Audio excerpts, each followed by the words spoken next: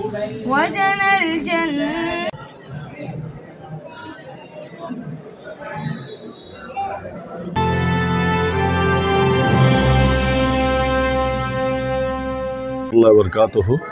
আসলে আমাদের খান agro group বাংলাদেশের একটা 1986 সালের প্রতিষ্ঠিত একটা কোম্পানি। সেই ধারাবাহিকতায় বাংলাদেশের এগ্রো সেক্টরে দীর্ঘদিন ধরে কাজ করে আসতেছে।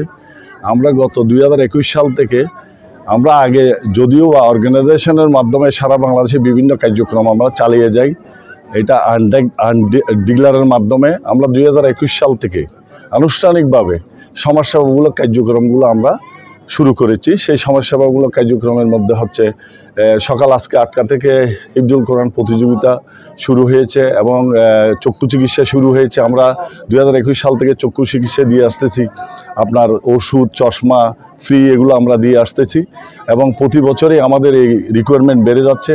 এই বছর 21 সাল থেকে এই বছর আরও 4 গুণ আমাদের মানে রিকোয়ারমেন্ট বেড়ে গেছে। আমরা চেষ্টা করতেছি আমাদের ট্রাস্টের পক্ষ থেকে এগুলো চালিয়ে যাওয়ার জন্য।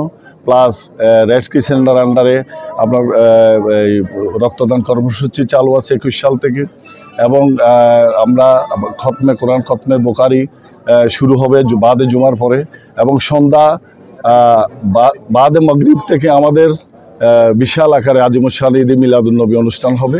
এই হচ্ছে আমাদের সামাজিক কার্যক্রমের মধ্যে আমরা।